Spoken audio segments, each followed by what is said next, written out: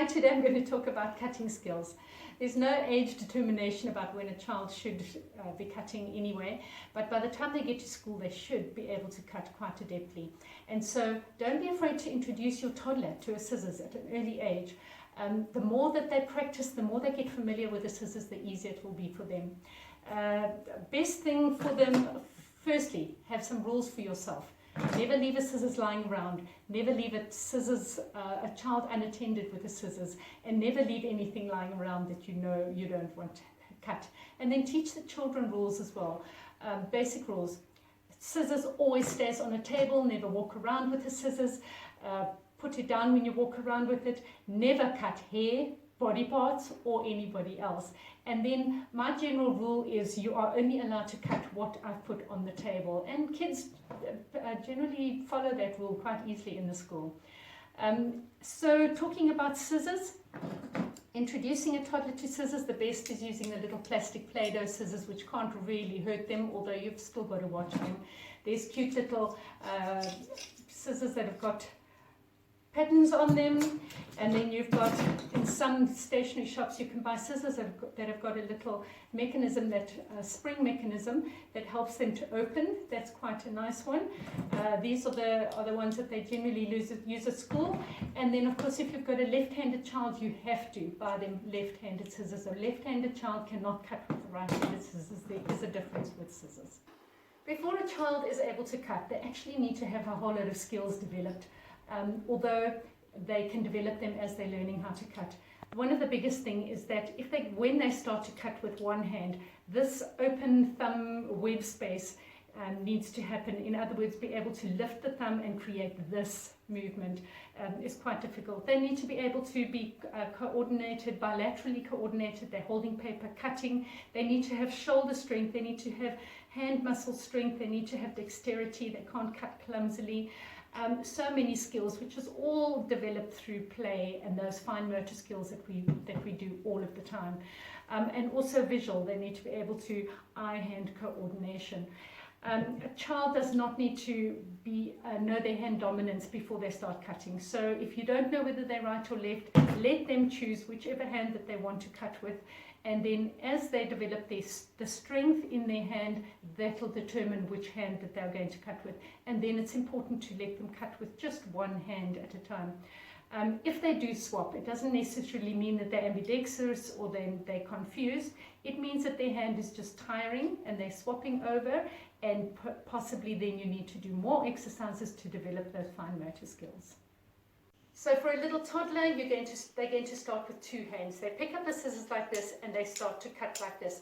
In fact, even that is a difficult motion to learn how to open and close. But that's the beginning stages. The best thing to give them is Play-Doh. Roll it up into little snakes, hold it for them and let them cut it. It's so empowering for them to cut it and something actually falls off and breaks. And then you can put it down and they learn how to cut like that. Then they progress into trying to hold it with two hands. I'm going to use this with one hand. And this is where you need to just continuously help them with a grip. They start to do all sorts of things. You just need to help them with a thumb on the top and 2 or 3 fingers in the bottom, depends on what is easy for them. Thumb rule, thumbs up always. And a nice way to do it is to, on the hand that they're cutting with, draw a little face on their nail, a little happy smile on their thumbnail, so that when they are cutting, you're constantly saying, where's the smile? Can you see the smile? Because they tend to start cutting like this or sideways, and then remind them, thumbs up, where's your smile? So that they remember to cut like that.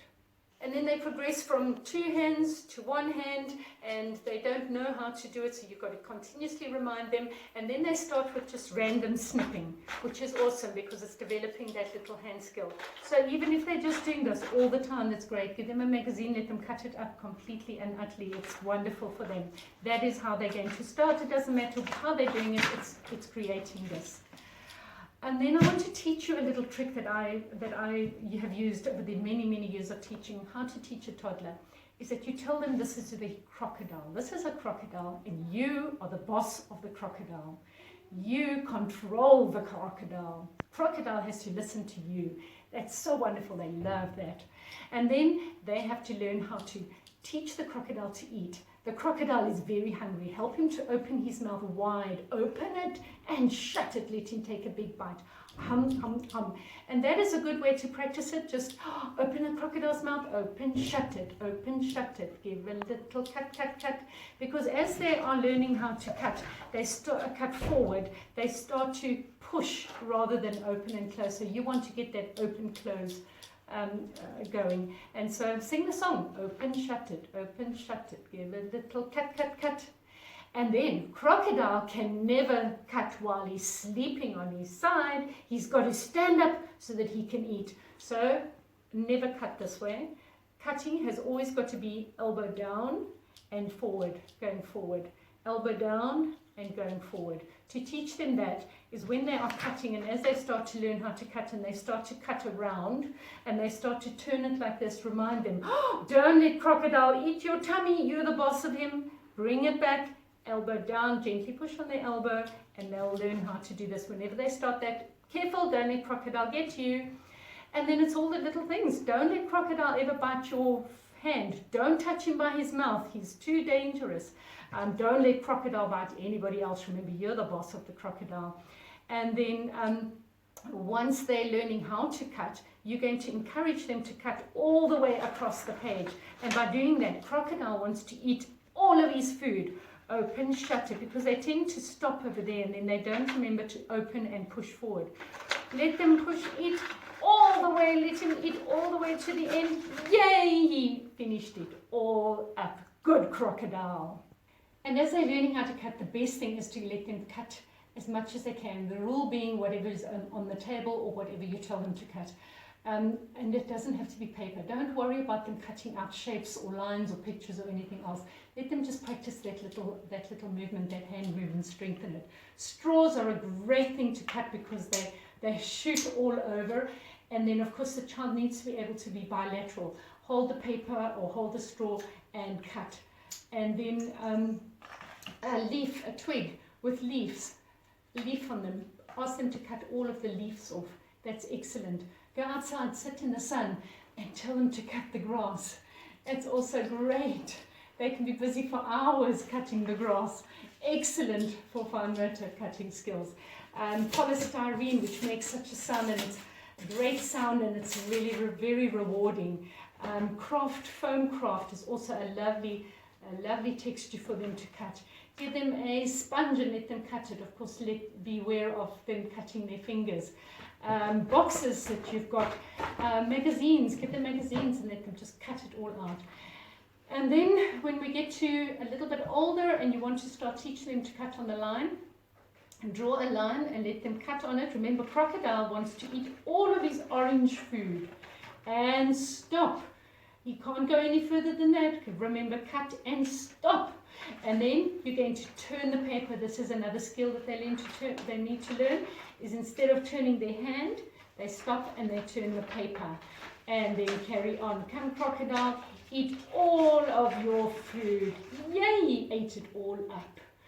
At a later stage, much later, when they're learning how to start cutting smaller snips and more in control, they can learn how to cut around a circle, and it's smaller little snips. Crocodile just going to take little bites. A right-handed child goes that way, a left-handed child will always cut a circle from that way. And then you can start encouraging them to cut on the lines, draw a little picture, and the crocodile has to come and eat whatever you want him to eat on that side and follow all of the lines. You can give them a magazine, encourage them to start cutting out pictures. The best thing to do is tear the page out of the magazine for them so that they learn how to hold the paper, and then we're going to cut around that picture. Don't cut his face, no crocodile, we're going to cut around. And what I generally do is draw a big fat black line so that they know what to go around. We don't want to cut the umbrella, we want to go next to, turn your paper, and next to, turn your paper, and there you have your picture. Enjoy, and just remember the rule about never leaving them alone with the scissors.